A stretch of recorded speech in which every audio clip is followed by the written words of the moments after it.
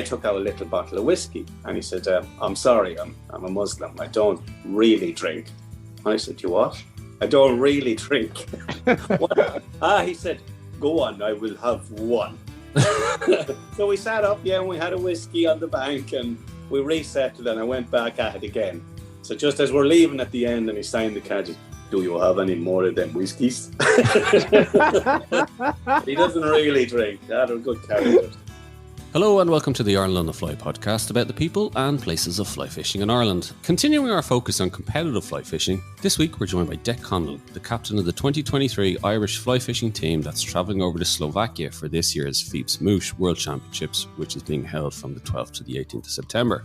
Dec gives a very honest assessment as to why Irish teams haven't featured in the medals at the World so far and what can be done to fix it. Plus, he has some brilliant stories and insights from the championships and what it's really like. And Tom, you fished the Worlds yourself, and kind of a big deal. Yeah, good man, Dara. Yeah, actually, it was my first Irish cap. It's a while back now. It's over 20 years ago. I fished the Worlds in Lycksele in Lapland in Sweden. Fantastic experience, really was. Is this the famous story where you hadn't fished the rivers or something and you were thrown in? Yeah, we discussed it in there. Yeah, it's just, it's the way, I suppose, it works at the moment. The first ever river competition I fished was actually one of the sessions in the World Championships. I like Dec discusses this, and it's, the way the whole thing is, the team is picked and how it is a very fair process. You have to say that, but, to be honest with you, maybe I myself would think it could merit looking at because, first ever river competition I fished in my life was a session in the World Championships. So, yeah, I was kind of really thrown in at the deep end. I remember I did catch a couple of grayling, which is good. So I'll never forget when I got the first one. I was about an hour into the session and the wave of relief that came over me. Yeah, I'm telling you, it was something else. But yeah, I was really, really in the deep end. But I have to say it was a fantastic experience. It really was. And all the pomp that goes with the World Championship. Yeah, it was great. It really was good.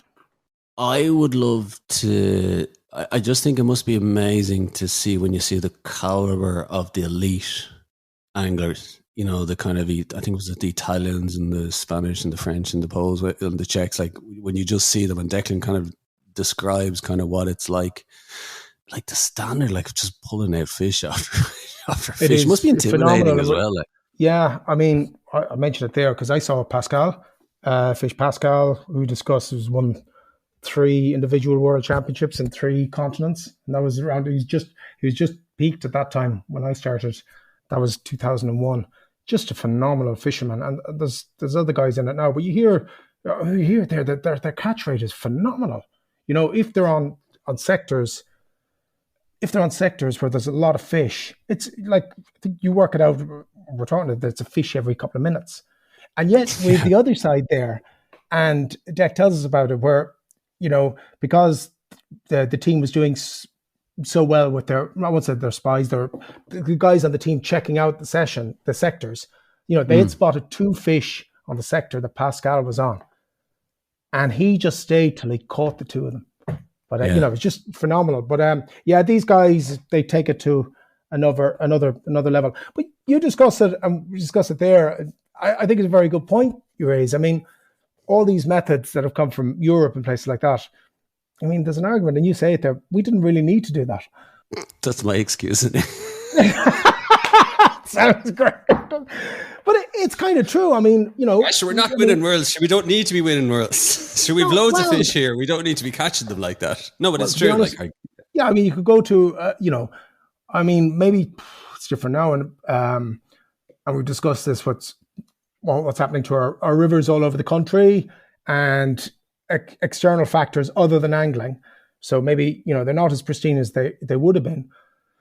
But, 20, 30 years ago, you could have gone to rivers and just thrown a team of wet flies down and across, bang, bang, bang, get your fish. I think those chances were well gone in European rivers a long time ago, and they really had to work on their fish. Like you said, it's kind of, we have such good fishing over here, isn't it? That we haven't had to work so hard for them. I remember being told that's where nymphing, when I was doing it was Czech nymphing. It's now Euro nymphing, Spanish nymphing. Oh, there's all different names for it. Or if you're George, you call it the lob. I wonder what George be entering. But and I remember being told at the time that the reason this method was developed was just to catch the fish from the river, because they become so hard to catch that it was just another method that proved to be really, really successful at targeting fish in a river. And yeah, maybe you're right, but we didn't need to do it, you know? Well, touch wood, hopefully we won't ever need to be in that situation either. Like, so fingers crossed for it. How's the fishing been for you, actually? Not too bad. It's really funny weather, though. God, like, I mean, in 1 week, I've had to cancel for flat cam. A lad wants, regular lad wants to wet fly fish, comes down, and that's, you know, I just said, look, there'll be no wet fly fishing. I'm going to put it off. And he goes, yeah. And then 4 days later, cancelled for too windy, stormy. So, you know, it's just all over the place. If you get right conditions at the moment, still fishing okay. Very little fly around at the moment. I mean, like you saw when you were up, I don't think, I mean, how long ago is that now? That's a week or 2 weeks ago now, isn't it? 2 weeks, yeah. Very few fly now, and that can often happen this time of the year. Hopefully, come September, you sometimes see another build-up of sedge again, and it's very patchy with us, but the odd lake olive coming up as well. So, look, fingers crossed, but it's still fishing relatively well to wet. And do they start to kind of gorge kind of for the coming kind of fallow period in the winter? Like, do they, you know, look to put on weight? Like, I think they have it done by now, a lot of the fish. You know, you get fish now. I think they're at their optimum level now. They're really, you know, if you look at it, and it coincides with some of the best fishing periods, you know, March, April, May. It's when they really start to pile on the weight, and they're really feeding for, you know, really giving it Dixie for a feed. Like, you catch fish now, and they are in prime condition. Like, you're holding a fish, you take it out in the net, or you just put it, you know, it is thick fat. You very rarely would get a slim fish this time of year. So they're in prime condition. Where they now say, like, not all fish spawn, and even around here, particularly on the Carb, particularly up with us, like, you get people asked, oh, are they congregating around the rivers? It's not a feature up this part of the lake. In some lakes it is. You know, you're still getting fish right out in the open of the lake. It's still a while to go before they start travelling up, but no, they're in good nick. They're in good nick. Make the most of the last few weeks of the season. It won't be long before it's come closed for another season. Since you've been up here, have you fished? I'm trying to think. I haven't. I'm training for this Knock Me Down challenge at the moment. When is that? Next Saturday. So I'll be aching next week. So what's that? Kayaking, running, and what? 15k cycle, 2.5k up the mountain, 0.5k kayak around the lake, 2.5k down the mountain, and 15k back home. I think I'll just head off, go home. go left instead of right. It's the old uphill bit. It's grand going downhill there. It's grand going downhill. So I'll let you know. Actually, no, I'm trying to get out for a mullet on the fly. It's gotten on a bee under my bonnet now. It has, hasn't it? I want to catch a mullet on the fly before the season's out. So obviously, just the stormy weather has kind of put a dampener. I was hoping I might actually be getting out later in the week. So maybe next week I will. We need to hold on, tick that box, don't we? You have to get the box. Yeah, no, it'd be nice now to get it, because I've been out a few times now. So it'd be nice to kind of say for the season, did that. Got the mullet, and because I want to experience that fight on it. So hopefully, and like I said, it's so frustrating. You're casting to the feeding fish, and you're like, "What the hell am I doing wrong?" So it'll all come right. It'll all come right. Looks just like anything. Put the errors in, and eventually, if you're there enough times, eventually one will grab it. Like, but sure. Look, let's get back to this week's guest, Dec Conlon, and I first asked him about his own experience of the elite level at World Championships. Well, my own involvement started where I had never really fished competitions before, only with the Garda Club. But now that there was no football or anything when you get older, in my 40s, people suggested competitions. And I knew Tom and them were into them. And I said, okay, I'd have a go. Now, I fished an awful lot at the time and naturally didn't know whether you'd be even good enough to qualify. But I did, and the first proper stab I made at it was down in Cork in a qualifier, and I made the one that possibly you would want to make was the one in Colorado. I got lucky, And so it went to Colorado, and to be honest, you don't really know what to expect. So you're meeting up with the lads, you're practicing on the rivers here. You know you're going to a different country, and you start to become aware when you start reading around that different countries pose different problems, pose different types of angling, and the fish behave somewhat in a different way, depending on where you are. My first involvement would have been in the Colorado one, which it was held in Vail, and that was in the USA at that time, and it was a pretty big event. Because that was 2016, Tom, 2016. Yeah. And when I arrived there, the first thing that struck me was it was kind of like some sort of a massive sports event. It was like a mini Olympics for fishing. As only the Yanks can do, kind of, is it? Like, yeah, it was unbelievable. Sort of like the Garda competitions you were used to. Yeah, they were nothing. We won't go into what goes on at them. Some of the training is a bit suspect, Tom. But, no, it was, oh wow, it was unbelievable. But we were lucky enough at Tom Anketel and Dennis Cronin with us. So Dennis was able to fill us in on everything that goes on, everything it's about. Dennis is, as you know, Tom, he's one of the international controllers. So he's been involved with FIPS Mouche for a long time. So any problems we had or any nervousness or any kind of things we were afraid of, Dennis was able to put us at ease very quickly. And after that, back then, what happened was, and have you done it yourself, Tom, you have official practice days. So you have this great big fanfare when you arrived in Vail and a march through the streets, and you walk behind the flag and everyone waves at you, and you kind of say to yourself, am I even worthy of this, you know? And you're nearly afraid. But that's a tremendous, I'm lucky enough myself, Dec, to have gone through that. It's a fantastic experience. You know, at the end of the day, you're walking behind our country's flag and you're representing Ireland. And it's a fantastic experience. It is a strange experience. Yeah. And as I say, then you're worried that the fishing's going to start and you might have a bad day found out, you know. But no, it was just unbelievable, and the way you're treated. And you feel special. And that's why I would say to lads that are good anglers, have a go at it. I mean, you have to try and do it once. Has to be done once, because you do feel special and you are looked after and you're made feel special by the events, and all that stuff is lovely. But when the real stuff starts, sometimes that's where the big countries then start to come to the top, you know.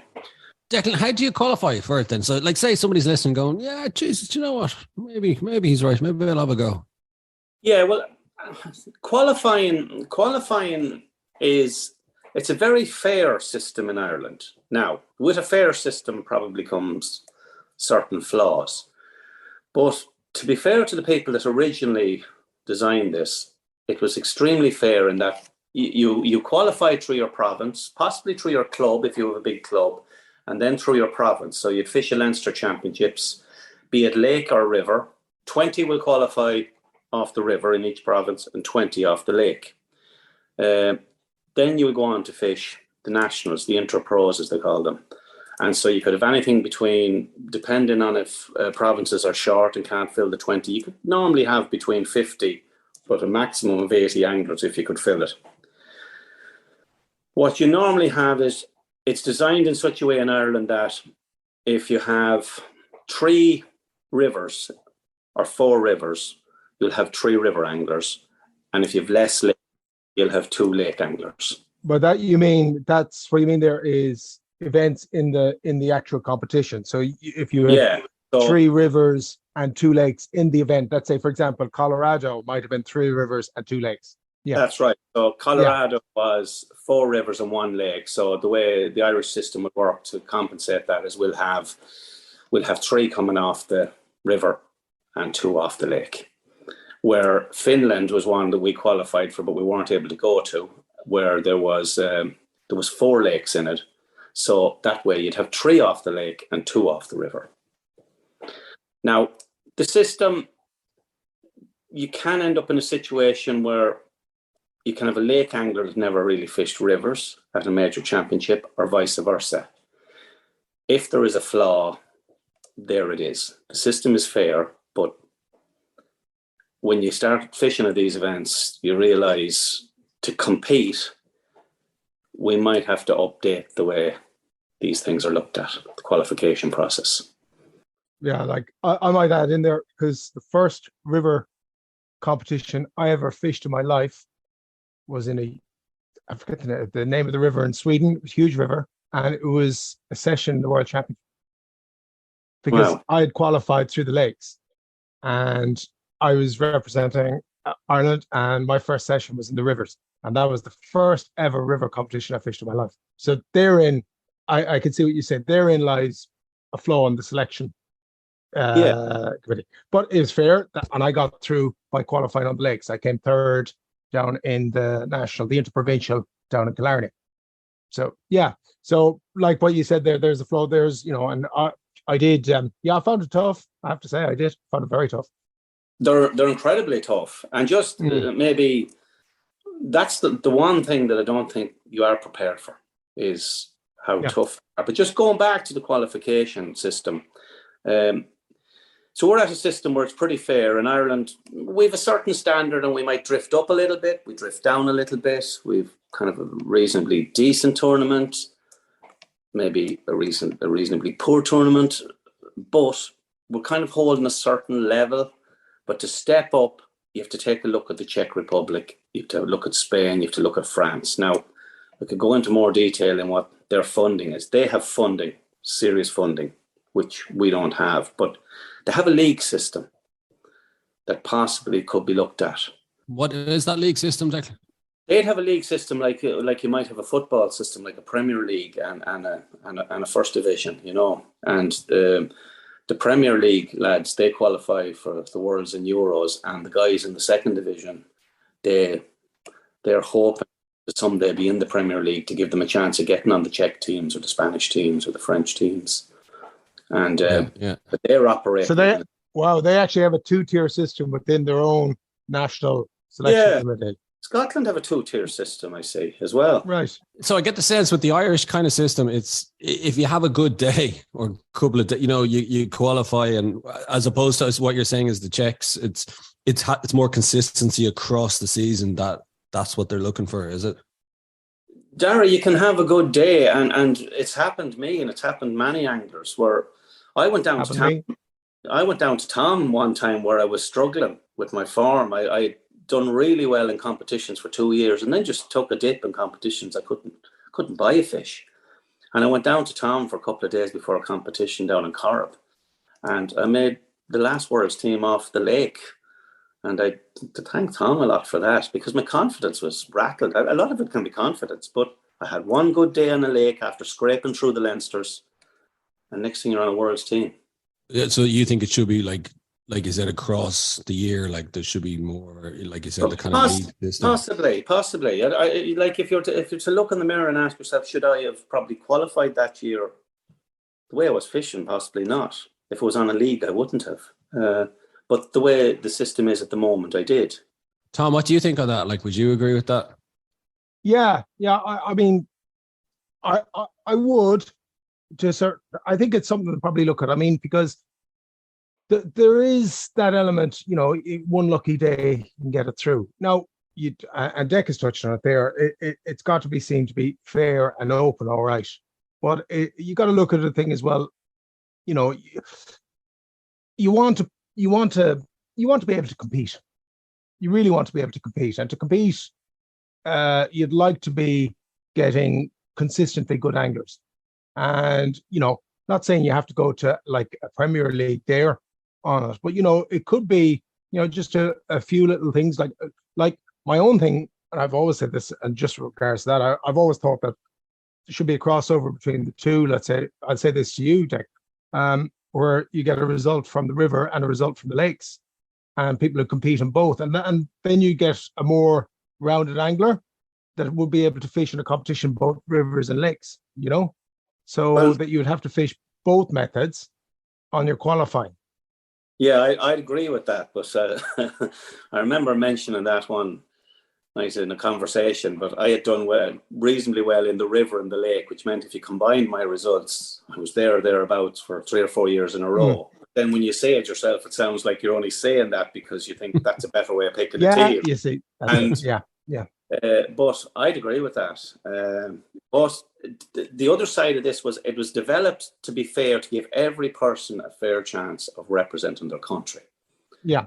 Then at some point you have to say, we need to compete.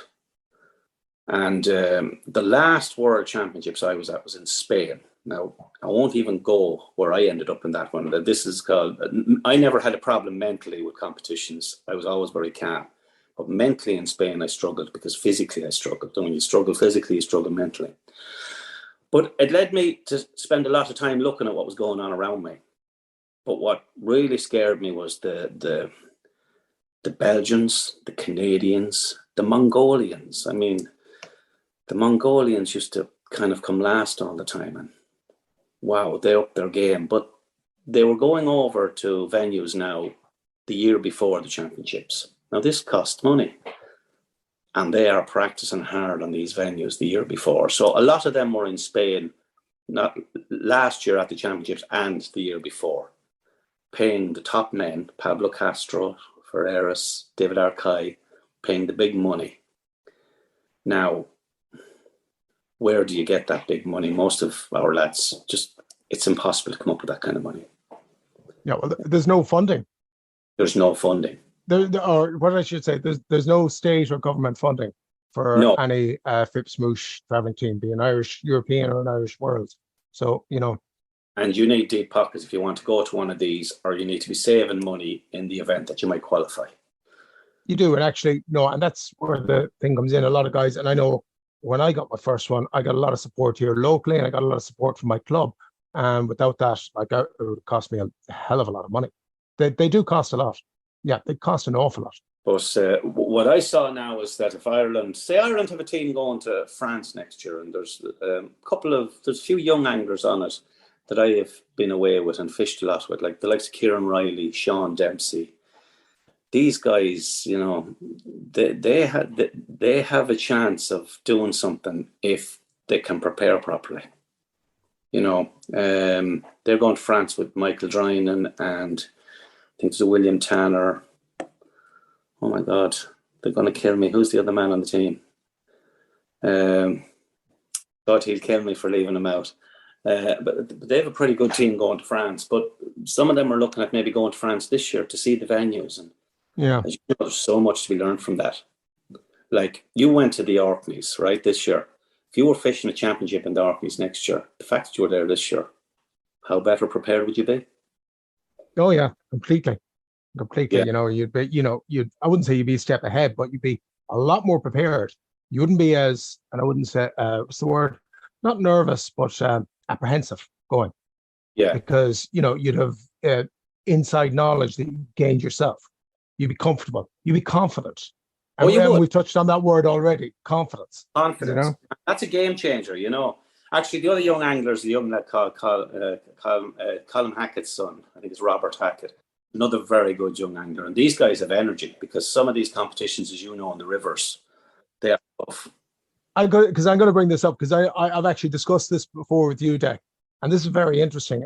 When you talk about Spain and the physicality, and I think, and I said it to you, that's why you realize that the Masters is now at over 50. Because some of the competitions in the World Mouche, some of the sessions, you actually have to be very physically fit to compete in them. Oh yeah, and in Spain last year I wasn't, and look, I'm 56 years of age, but when you see the way the young lads, like I was on a bus looking at lads in their 20s and 30s, and these lads they're built like cyclists, some of them.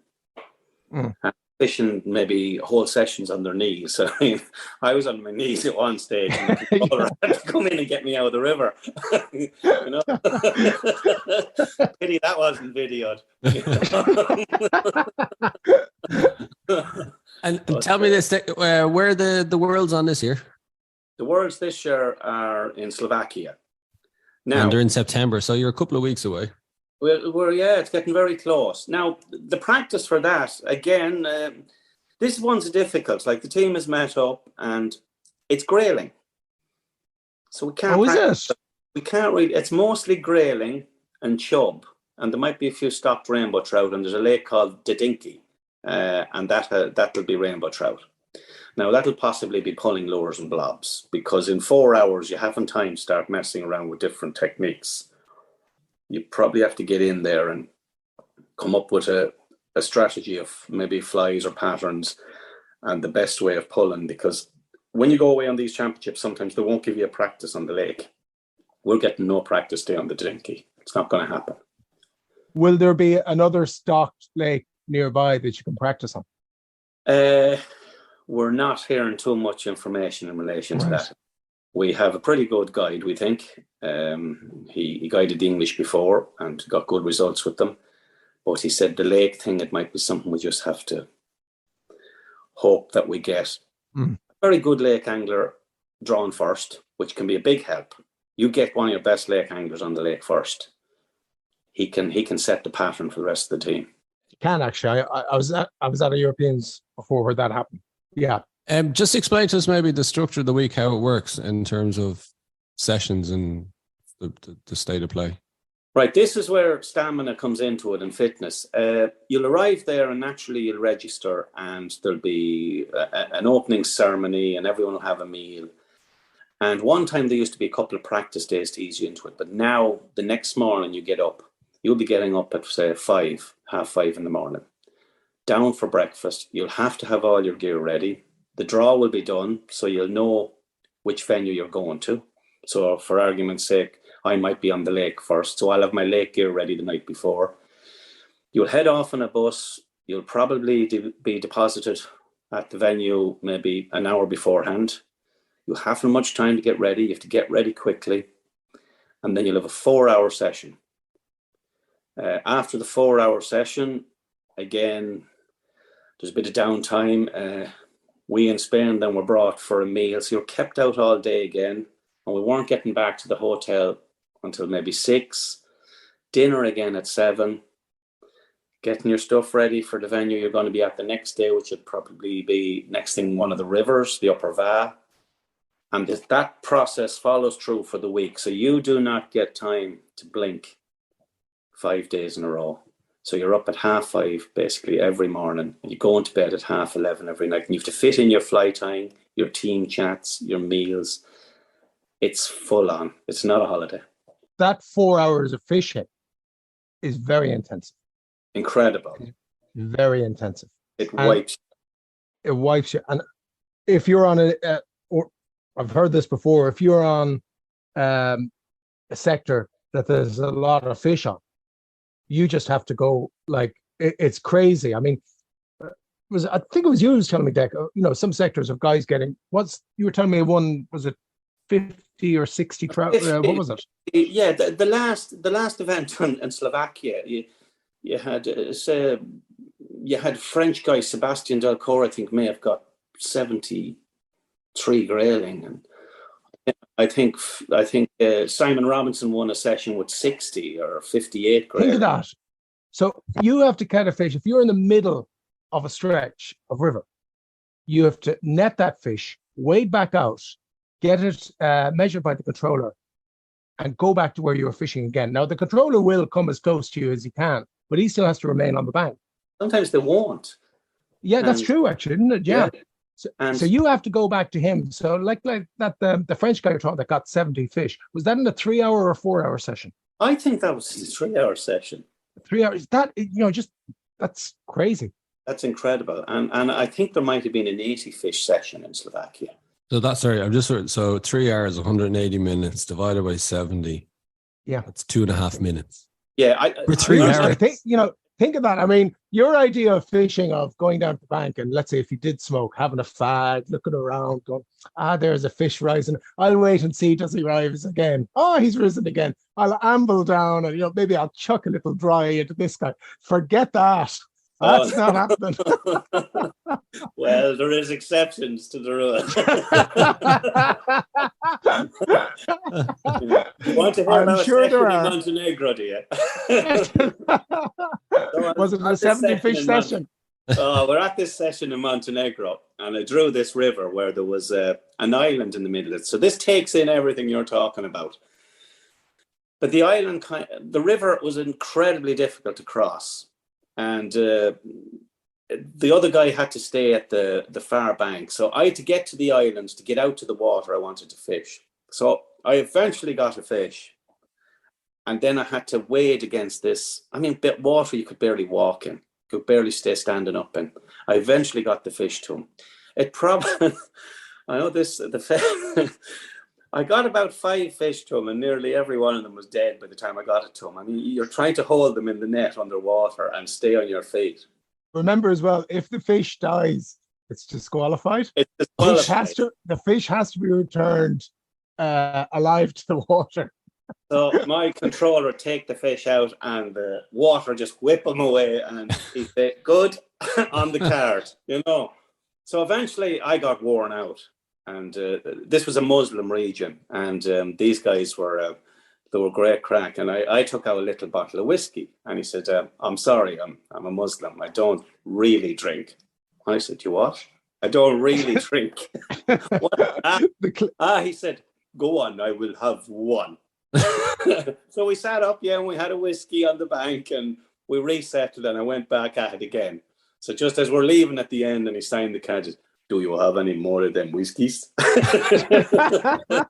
He doesn't really drink. They're good characters. But I don't think the French were drinking on the bank, but anything going. It's a good way to keep the controllers on side anyway, that's for sure. Well, that's true. Very small whiskies. Yeah, that could be seen as bribing too. You'd have to be very careful. It's a good social. idea. It's social. That's all. It's just social. Yeah. Then how does the scoring system work? So what size? Where's the score? 20 centimeters normally is a fish from the tip of the nose to the tip of the tail. As Tom says, you bring the fish in alive in the net into the gutter, the measure. They take the fly out of its mouth and they return the fish. And then you have a fish point scoring system where it's 100 points for a fish, and then the length of the fish is also points. So a big fish isn't as good as maybe 2 fish.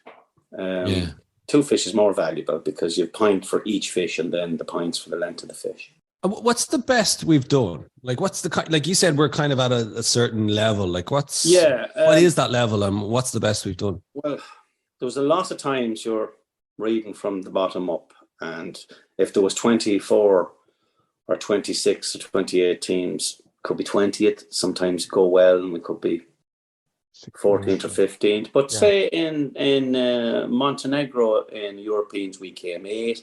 I think the team Tom was on in Sweden. Tom, did you come 8th? I thought we came 7th, actually.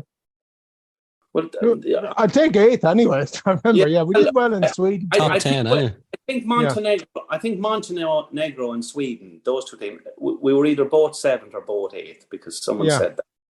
But I must check that again. And actually, that's the play. That was we did well on the lakes there, and that really stood to us. And Tom Swanky, was lying in first place for the whole competition to the last session. Oh, wow. Yeah. Oh, that. And he just got pipped out, and then there was a big mishma, and he finished outside the medal places then. Have we ever medalled? No. At a Masters in Spain, and we had this incredibly good guy that's now on the Spanish team. And this was what preparation is.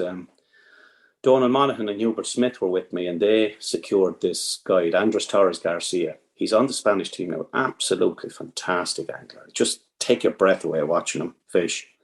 But he had us very well prepared, and I got a few decent beats, and I took advantage of them and got a couple of second places and a couple of third places, I think. And I was in the medal position at 4:00 on the final day in the final session in the silver medal.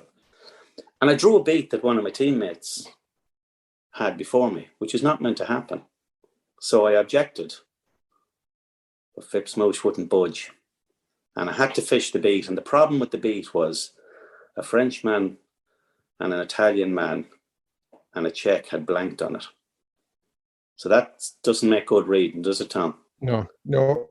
That kind of tells a little tale. Yeah, and I got 2 fish off it, which surprised everyone. It was good. But I got 11 place points, which would have medalled anyone else in any of all the Masters that I've been on. Didn't medal me. When they did the count back, I missed out. That would have been a goodie. We've Jackie Coyne. We have medals in the Masters. Yeah, Jackie Coyne from Renville won a gold individual. Incredible. And Ireland won bronze. Now, great, it was at home, but like, it doesn't always mean home advantage. Doesn't always mean anything. There was a Worlds on Loch Mask and Loch Corrib in 1995. It was all lake sessions, and unfortunately, we didn't get into the medals. No, I think there was 2 events held in Ireland, and I think Dave there was a comp. Yeah, Dave Dunn got into the medals in an individual spot. I think you're right. Yeah. Yeah. So the most successful one was the second Masters, I think, and that was held. Part of it was on Corrib as well. And Jackie Coyne is a proper FIPS Mouche World Champion. That's right. Yeah, which is not an easy thing to do. No, it's not. Cannot be taken away from anyone. And I mean, who was on the team? I think John Kelleher and Joe Quinn, and who else was on that team? Joe Quinn. Eamon Gavin was captain. Martin Canavy, and was Hubert on it? No, I think John Kelleher. John Kelleher. Yeah, John Kelleher was on it. Yeah, he was on it. And Michael Toohey had a great result in Italy. He had a medal. He had the silver. Yeah, he had silver in the Masters. Yeah, sorry, they're all just coming back to us now. For all those who are listening, they're just coming back now. The medals. We have some very, very good anglers, and some of the young lads now that I see are even gone a level beyond where we were when we were fishing rivers, because naturally it improves. Anglers improve, techniques improve, and we've anglers that are capable of mixing it. You know the way, like obviously back then, say like the 80s, 90s, right? That the sharing of information wasn't as prevalent or widespread. So, say the Czechs came along, or the Poles or the Spanish, suddenly they come around, with a technique or a fly that's suddenly like, what the hell, where the hell that come from? Whereas that's less likely nowadays. Is that true? Yeah, that's less likely nowadays. But the French and the Spanish at the moment, they are the 2 that seem to be, and the Czechs are always there. They seem to be finding just slightly finely tuned techniques that are already there, and they just finely tune them a little bit. Lighter tackle all the time, lighter gear. I mean, when I was in Spain, a lot of they had rods and gear. I have the same stuff now, but they had rods and gear where they were actually able to land some fairly substantial trout up to 2 and 3 pounds sometimes on 0.09 leader material on 1 2-weight rods. Now think about that. And there might be 2 flies there, so there's a dropper. Takes serious skill. Is it true as well to think that part of the reason for the success, I know you said about the funding and the kind of the league model, but also the fact that the rivers over there, the fishing is so much harder in the sense that they had to raise their game over the years because there just wasn't enough fish. Whereas in Ireland, we've loads of water, loads of fish, so we never had to push ourselves to that level just to catch fish at home. Is that fair to say? That's an excellent point, Dar. That's an excellent point. Take the French and the Spanish, and even the Italians in the early days. People would say, what do they fish there in Spain? But they're fish. If you get out of the car park and the river is 40 yards away, and if you slam the door of the car, that's the first 50 yards you fish in the strike. That's how difficult it is. You can. And if you get a session, you can't go halfway up the session and say, there's a nice looking pool, and fish it, because you've now damaged the whole 70, 80 yards that you haven't fished. You have to start at the bottom end of that beat and work your way very slowly up it. And this is what Dara was saying. They get so good at catching. There's 5 fish in the beat, and they catch the 5 of them. I mean, there's a story about Pascal Conyard. You probably heard this one, Tom, where he knew he had to avoid a blank in the last session to win, I think, his 3rd World Championships in 4 years, or his 3rd in a row. And he knew he was after getting a difficult beat, and one of the French spotters had spotted there was 2 fish in it. I don't think he cast for the first hour and a half. He stood in a spot where he knew one of the fish were, and the fish showed But Pascal was very good at this. He caught him. And then he went up to where the other fish was, and the fish didn't show at all. And he'd 15 minutes left. And he said, right, I'm gonna throw it up there and see what happens. And he got the second fish. Now, how about that? Yeah. Maestro. He was something else. I remember I saw him fishing once. I don't know what it was. I actually saw him competing, and it was like watching a heron. I heard that. Yeah, it was like watching a heron. He was just unreal. And he just was standing in the river like that, poised, ready. Next thing, cast. Next thing, fish. It was fantastic. He won 3 world champions and 3 individual worlds in 3 different continents.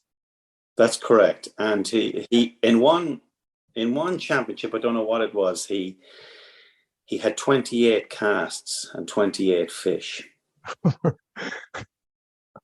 Like that's just crazy. And now Julian, who won the last World Championships in Spain and won the one in Colorado, I fished with him, and we were in the boat together, and he beat me 14-6 or 13-6. And I was told he was the favourite to win it. But then we went on to a river, and we both had the same stretch of water cut in half. And I had what I thought was a great session. I think I had about 12 fish, and I knew I was well up there. But when I met him at the end of the session, he'd 33. I'm kind of there, well, okay, he's better than me, but how had you 33? But he was explaining, he said that I would get 20 takes, he said, and I would probably register 10 or 12 of them. And then how many of them can I get? Where he said if he got 20 takes, he possibly register 19 to 18 of them. Wow. Even though he'd feel nothing, he'd know. And he said, but Pascal showed me. So he said Pascal Cognard took him as a 12-year-old, taught him how to fish. Taught him well.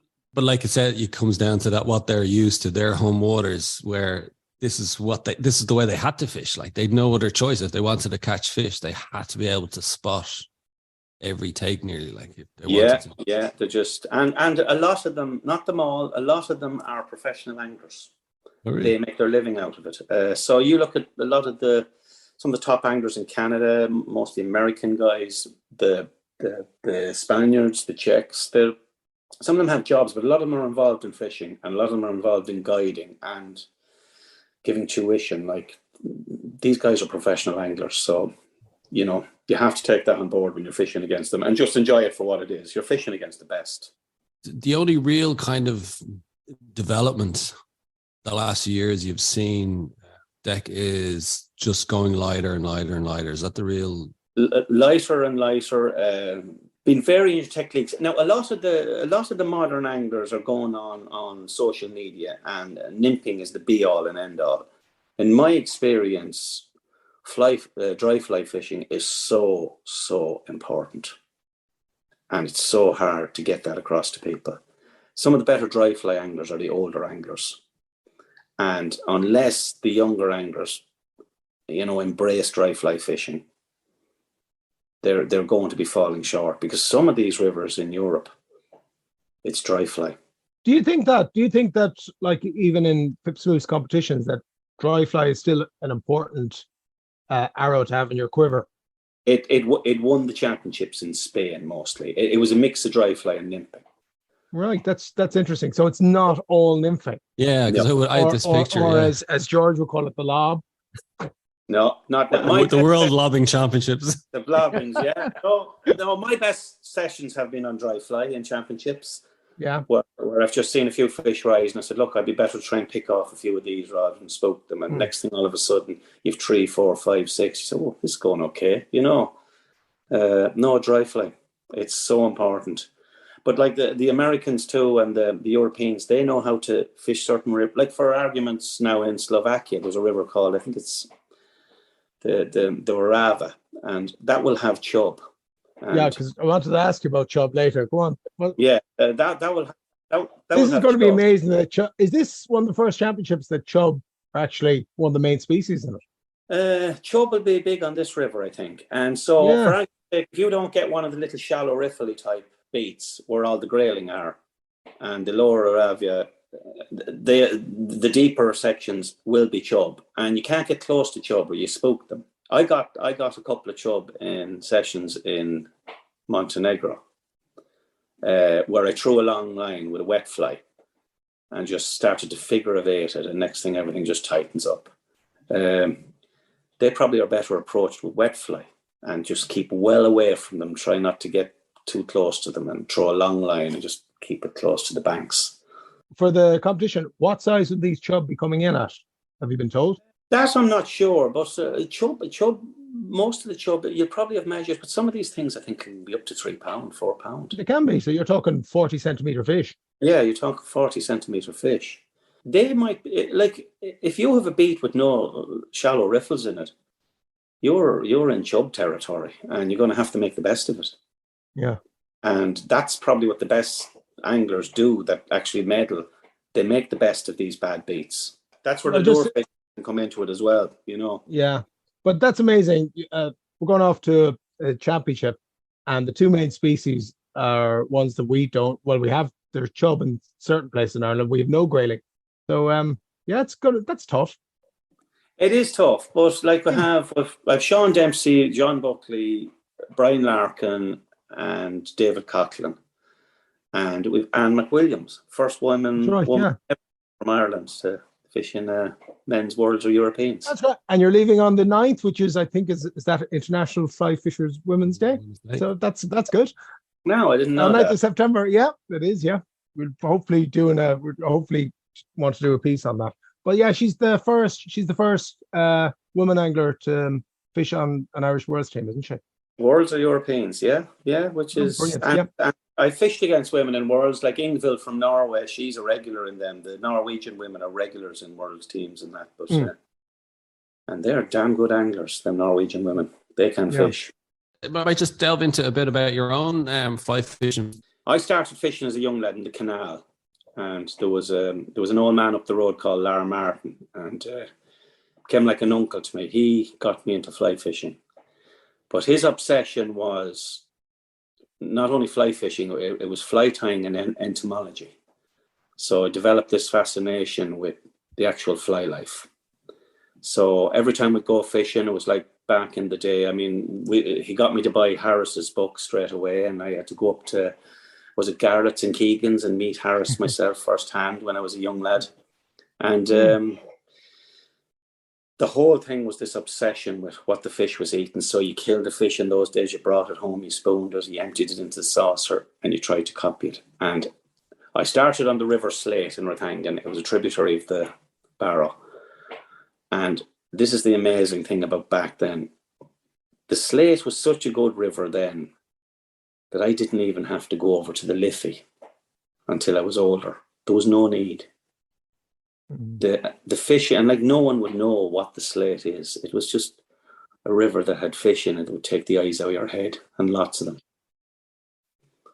But of course, that's a talk for another day with pollution and enrichment. And would you fish it at all now? Actually, I do fish it from time to time. So there's still trout in it. There's still trout in it, but not as many. Nothing near as many. And I mean, then I moved on over Dara to the Liffey. And I had gone away to England and stopped fishing for a while. I missed the rod license debacle, but I arrived home one weekend and I grabbed my rod and I headed to the river, and I was chased nearly a mile by a fella called Hannigan. Like, how dare me? But we got past that.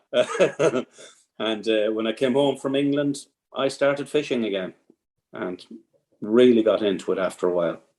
Was it always brown trout? Was always brown trout, and I'd never fished a lake until I was about, I'd say I was nearly 25 years of age, and I was brought down to Lough Ennell by Lara Martin, and I sat up, and I had bought, I think, I'm not sure if it was fully male, but they were fairly new. I think they had this mayfly with a whole lot of CDC on it. I remember this was around 1992. And first cast on Ennell, Tom, I got a trout. I hooked a trout. And I said, wow, this is amazing. I didn't catch another trout on Enel for 2 years. But we used to start green peter fishing at night, and that really sucked me into the lake fishing.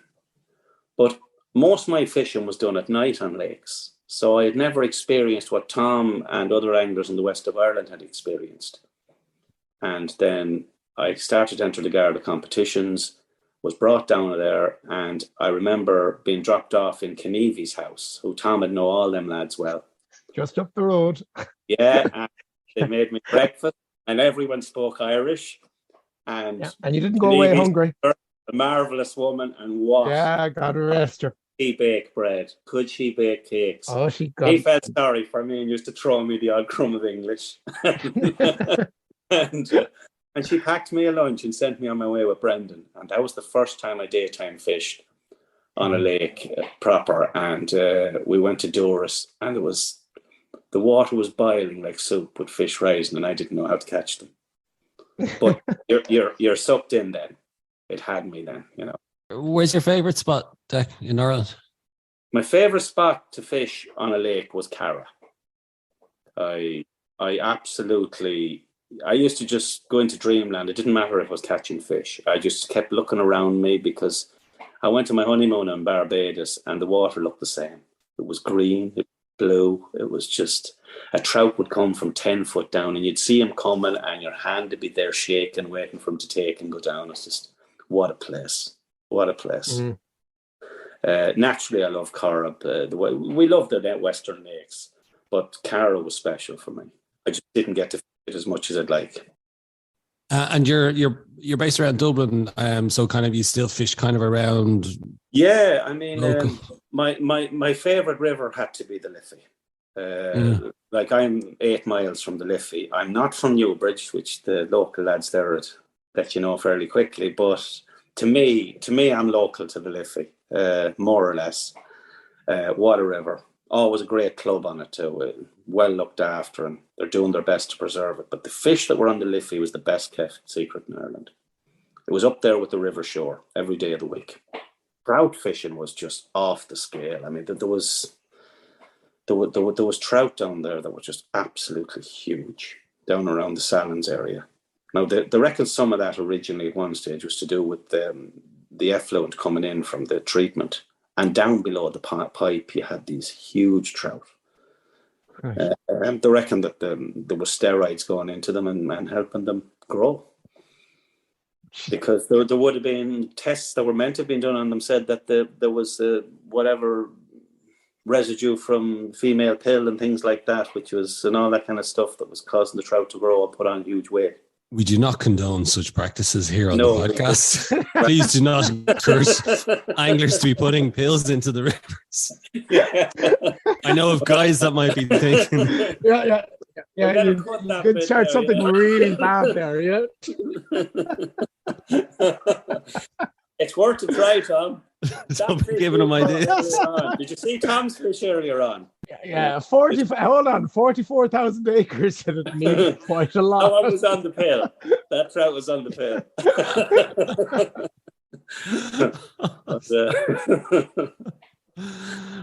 Stuff. So come here, and so you obviously got into the competitions then, Dec. So did you find A, were you having to fish more, and B, did your fishing become something else? As in, because you often hear the thing about people, I'm not into competition fishing. It'll take away from the enjoyment. Now, that's interesting, because I wasn't fishing any of the competitions, and I didn't even fish the competitions in Newbridge. I fished the Garda competitions as a friendly kind of a thing, but then I started doing well in them. I gave up football and I mourned that for maybe 7 or 8 years. And then someone said to me, why don't you competition fish? But I was fishing so much that it made no difference, because I was fishing. I could have been on a river 6-7 days a week, even if it was only for an hour or two. So the transition to competition fishing was quite easy, because I was doing. I'm doing nothing like that anymore. I was on the river night, noon, and morning when I wasn't working. But coming up to the Worlds, though, do you need to be? Yeah, you have to get very sharp. Like you're really about a month to 5 or 6 weeks. You just have to have that rod in your hand the whole time. You have to be practicing your techniques, because even though we don't have grayling or a chub, you have to have your techniques right and everything fine-tuned, so that when you get there, you're not fostering around with leaders that you're not used to, or rods you're not used to. You know your rods, you know your leaders, and you know your material, and you know whether to change the leaders depending on the water you're in. You have to have all that stuff off before you go. Like we know, for example, now with Slovakia, there'll be a lot of thin water, as they call it, riffly water. And you have to design your leaders to maybe throw a couple of 2 mil beads or a couple of 2.5 mil beads to catch the grayling. Where in heavier water, you'd have to prepare differently to throw 3.5 mil, 3.5 mil beads. But I would believe, from what I've been told, that the prep for Slovakia, even though we don't have grayling, will be to fine tune your gear, so that maybe if you're fishing 2 nymphs, they're floating nicely in maybe 1 foot to 2 foot of water, rather than setting up your gear to operate in 4 or 5 foot of water where the grayling won't hold. Actually, while you're on about that, how is the team prep going? Have you had a couple of meetings? Yeah. And we were on the Anner River down in Tipperary, which is a beautiful river, but it's a small river because all the other rivers were flooded. And the lads that are fishing there, they're doing a lot of fishing. Dave Conlon, Brian Larkin, Sean Dempsey, with John Buckley and Anne, as I said. And Anne's fishing there with the lads now the whole time, bringing her up to speed. And because, Sean was with me in the Worlds last year. Brian Larkin's a regular in the ITFFA teams. David Conlon is there fishing at high level the whole time as well, and he's been on Irish team before. So these guys know their stuff. They know what they're at, and they've fished grayling before. Brian Larkin's fished grayling a lot. David Conlon has fished grayling a lot. I've fished grayling a lot. Sean hasn't as much, but Sean's a very quick study. Yeah, he's a quick learner. And will you have many more meetings now before you head? We're hoping to. Unfortunately, I shift work. Hard to get everybody. Work, it's impossible. But if we get 2 or 3 together at a time, that's what we'll do. But when we get there, we have a fellow called Peter Jurisic, who's our guide, and we're hoping to do 3 pretty intensive days right up to the run-up to the start of the competition. So you'll have, when you get there, you'll have 3 days of your own practice. It's not an official practice anymore. Practice with him. So any little tricks he'd have on how to catch grayling, how to optimize what we're going to be doing. That's great. And then after the 3 days, then you're into the opening ceremony, is it? After the 3 days, the opening ceremony, and bang, straight into the competition. 5 days of competition. 5 days of competition. And it's all hell for leather then. Ooh. And you have a fair bit. I know myself. I mean, your role as captain, you're not fishing. You don't fish as captain. No, I won't. I'll fish the practice days, or basically make sure that the boys are listening to Peter, no matter how good they think they are, but they have to listen to Peter. He will know something they don't know, Yeah, but you have an awful lot of work to do. The captains on these teams have an awful lot of work. It's not that you just let them go out and fish and everything. You have meetings. There's no end of captains' meetings. There's discussions of things that come up. You're going to be full on. Well, you become you'll be doing the meetings, and you'll be basically becoming a spy. I mean, you'll have to go to the lake, maybe the first day in particular, to try and see, is there areas where you see more rods bending than others, and just to give the guys something extra. The same with the river. I mean, maybe follow a French or a Czech angler or Slovakian angler and just see, are they doing something different that our lads haven't seen, And that can work too, can't it? Oh, that can work. That can happen. I said some of them team, they're a quick study, and if it could be just one tiny little thing and could up their catch rate by 9-10 fish, per session. Everything's going to count.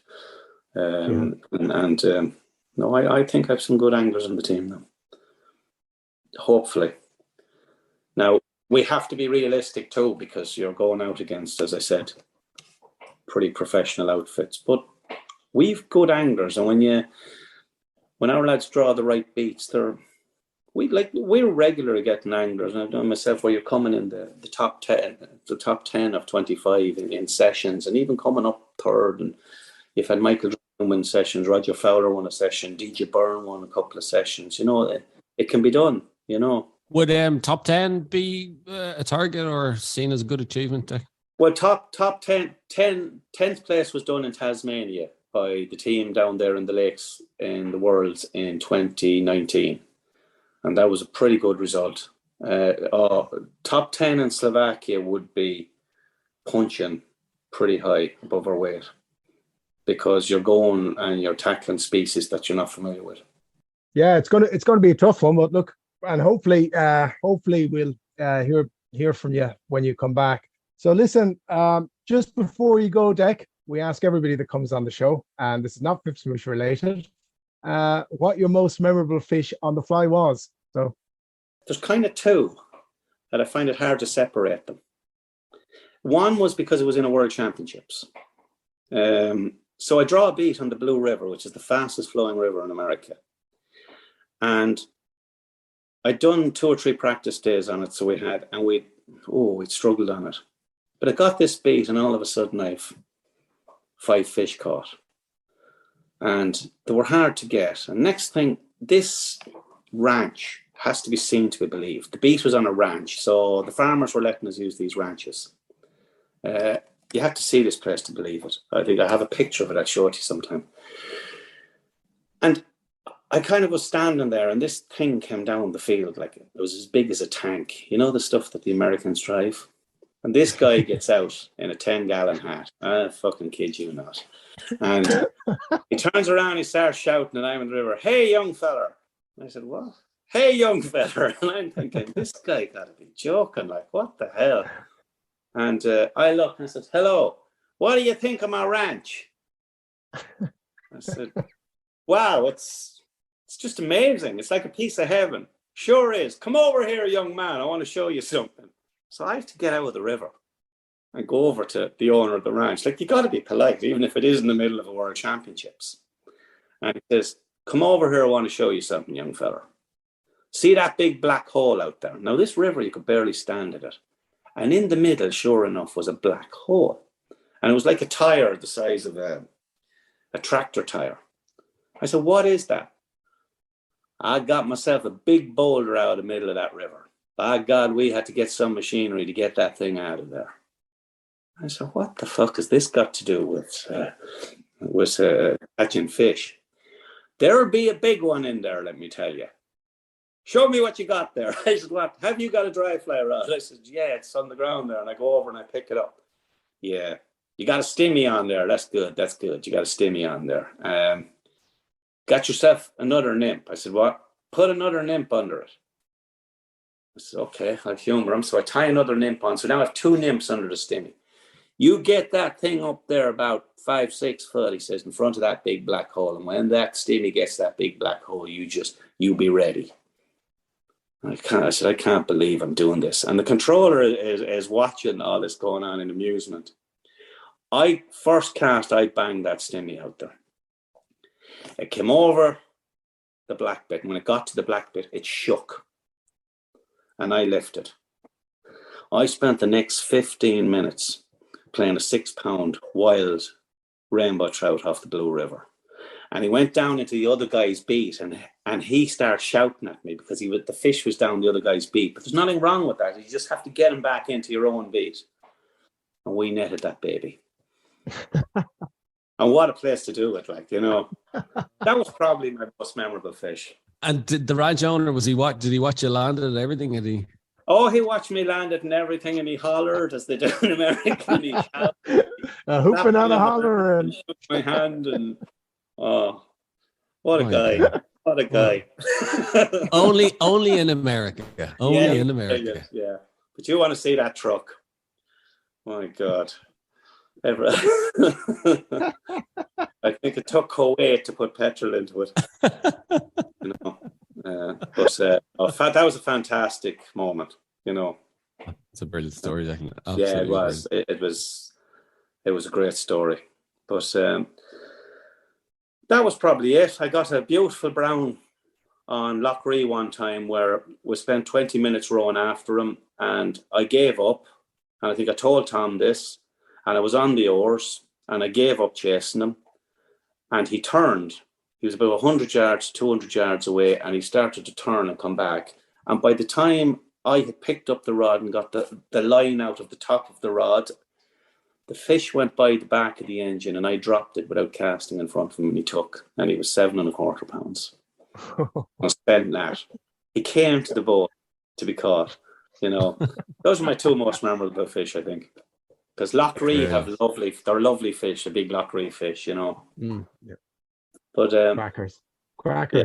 Not as big as your one this year, Tom, but he was on steroids. He was on steroids. Well, Declan, the very best of luck for the World. It's been fascinating getting an insight. Really got an insight into it in terms of what it's about, what it's like. Look, it's very exciting. It's very exciting for some of the anglers going, because it's Tom, I haven't done the ITFFA, but the Worlds, it's a really big show, isn't it? Oh yeah, the Worlds are, as you say, and like you did in America with all the razzmatazz. But it's a big event, It really is. And it's I can see why you're excited about it, looking forward to it. Sure, it's great, and fair play to you. It's a great honor to captain your country. Yeah, no, thanks. Really, it is. Yeah, really, it is. And I'd have to thank the lads too, though, in Taffy, to give me the chance of captaining the team. Dennis Cronin nominated me, and Pa Noonan and them, and it was very decent of them to give me the opportunity. Either way, you'll enjoy it and make the most of it anyway. I will, Darren. I enjoyed this, and thanks very much. Declan, thanks again for your time, and very, very best of luck in September. Yeah, thanks. I appreciate it, lads. Thanks a million. Talk to you again. Cheers, Dec. Great to have you on, and the best of luck. Okay, thanks. Deadly, Tom. Thanks. Our thanks to Dec Conlon for joining us on the show. Don't forget to rate, review, and follow the Ireland on the Fly podcast on Apple, Spotify, or wherever you get your podcasts from. Also, you can keep up to date on IrelandOnTheFly.com, as well as on Instagram. Myself and Tom will be back with another episode about the people and places of fly fishing in Ireland.